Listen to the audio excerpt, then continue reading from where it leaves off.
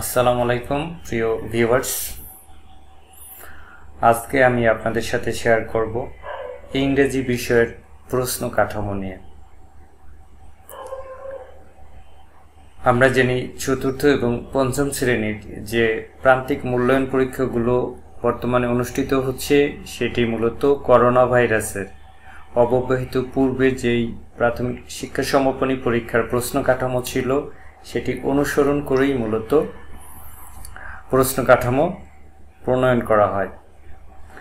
তো এই জন্য আমাদের ঠিক তখন 2019 সালে সর্বশেষ যে সমাপনী পরীক্ষা অনুষ্ঠিত হয়েছিল, যেই প্রশ্ন কাঠামোতে, সেই প্রশ্ন কাঠামোটি কেমন সেটি দেখব। ভিডিওটি ভালো লাগলে অবশ্যই চ্যানেলটি সাবস্ক্রাইব করবেন। 100 মার্কস ছিল এবং শতভাগ কম্পিটেন্সি বেসড ছিল এবং সময় ছিল 2 ঘন্টা 30 মিনিট। প্রথমে যেটি উল্লেখ আছে,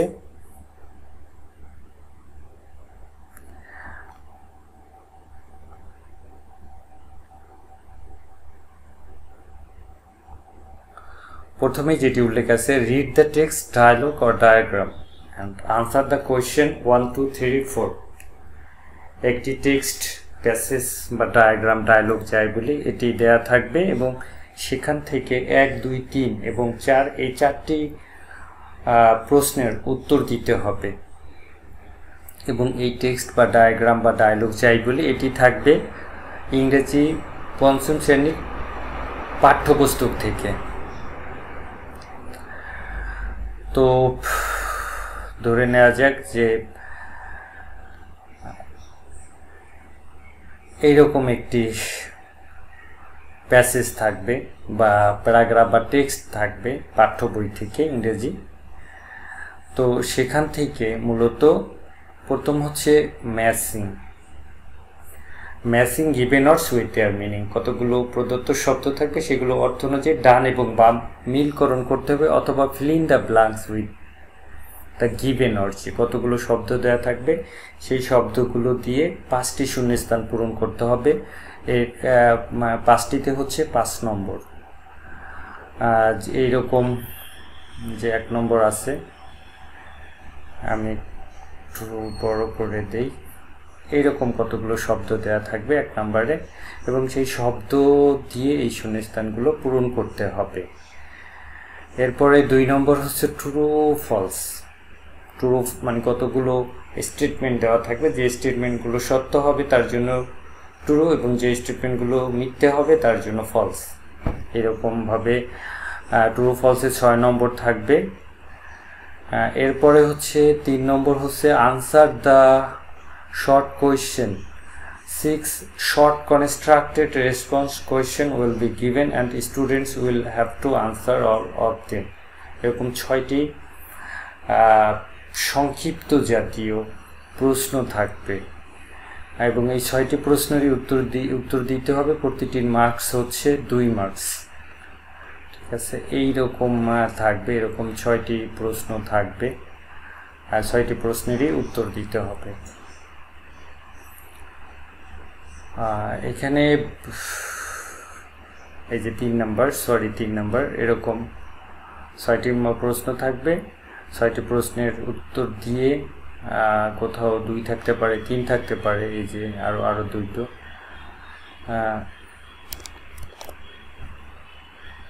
এটা হচ্ছে 12 নম্বর।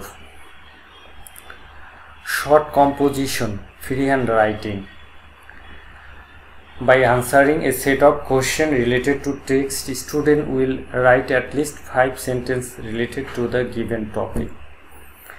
যেই টপিকটা থাকবে বা যে প্যাসেজটি দেওয়া থাকবে, সিন প্যাসেজ, সেখান থেকে তার উপর ভিত্তি করে একটি 5টি বাক্যে কমপক্ষে একটি কম্পোজিশন বা প্যারাগ্রাফ লিখতে হবে। এবং এখানে যে বিষয়গুলো মানে নজর দিতে হবে, সেটি ক্যাপিটাল লেটার্সের ইউজ, পাংচুয়েশন, বিরাম চিহ্ন, কারেক্ট স্পেলিং, সঠিক বানান এবং বাক্যের যে একটা গঠন, এর উপর ভিত্তি করে পরীক্ষক নম্বর দিবেন এবং স্টুডেন্ট এর উপর ফলো করে অবশ্যই এই কম্পোজিশনটি লিখতে হবে। এর জন্য নম্বর হচ্ছে 10 নম্বর। তো এই হচ্ছে যে সিন প্যাসেজ থাকবে, সেই সিন প্যাসেজ বা টপিক যেটি বই থেকে দেওয়া হবে তার উপর। এরপর আবার কিন্তু একটি টেক্সট ডায়লগ বা ডায়াগ্রাম দেওয়া থাকবে এবং তার উপর ভিত্তি করে 5, 6, 7, 8 এই 4টি প্রশ্নের উত্তর দিতে হবে এবং এটি হবে পাঠ্য বই বহির্ভূত, বাট ওই লেভেলের, ওই পঞ্চম শ্রেণী লেভেলের একটি প্যাসেজ থাকবে বা টেক্সট থাকবে। সেখান থেকে যেমন দেখাই 5 নম্বর, এই যে এরকম একটি প্যাসেজ থাকবে। তো এখান থেকে মূলত 5 নম্বরে যে feel in the blanks with their given notes, প্রদত্ত কতগুলো শব্দ থেকে শূন্যস্থান পূরণ করতে হবে। 5টির জন্য 5 নম্বর। ট্রু ফলস, এটাও 6 প্যাসেজ আগেরটার মতো। এরপর 7 নম্বর হচ্ছে সেই শর্ট কনস্ট্রাক্টেড রেসপন্স কোয়েশ্চেন দেয়া থাকবে এবং স্টুডেন্টকে 5টি দেয়া থাকবে, 5টিরই উত্তর দিতে হবে এবং 5টির জন্য নম্বর থাকবে 10 নম্বর। আমরা যদি দেখি এটি 5, 6, এই যে এইরকম কতগুলো 7 নম্বর, 6 হচ্ছে ট্রু ফলস।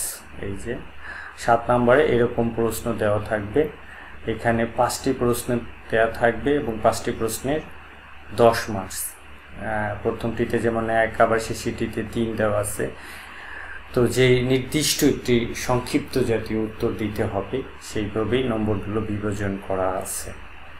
এই গেল 7 নম্বর। এরপরে আমরা দেখব 8 নম্বর, রাইট আ সিম্পল লেটার, একটি সাধারণ চিঠি লিখতে হবে, পার্সোনাল চিঠি, যেখানে ক্লু দেওয়া থাকবে যে সাপোজ ইউর একজনের নাম দেওয়া থাকবে, বালক বালিকা এই টাইপের, অমুকের কাছে, তার যে বন্ধুর কাছে, ফ্রেন্ড হতে পারে, তার কাছে যে কোনো একটি বিষয় উল্লেখ করে যেটি হবে ওই টেক্সট রিলেটেড, যেটি প্যাসেজ আকারে দেওয়া থাকবে বা আনসিন প্যাসেজ থেকে, এর উপর ভিত্তি করে একটি চিঠি লিখবে এবং চিঠিটি কমপক্ষে 6টি সেন্টেন্স, এই যে যেমন 6 সেন্টেন্সেস হতে হবে, ঠিক আছে। এর উপর ভিত্তি করে একটি পার্সোনাল লেটার লিখতে হবে।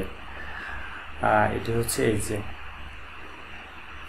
8 নম্বরে, imagine you are Inan or Tunzira. Your friend is Sinha or Muskan.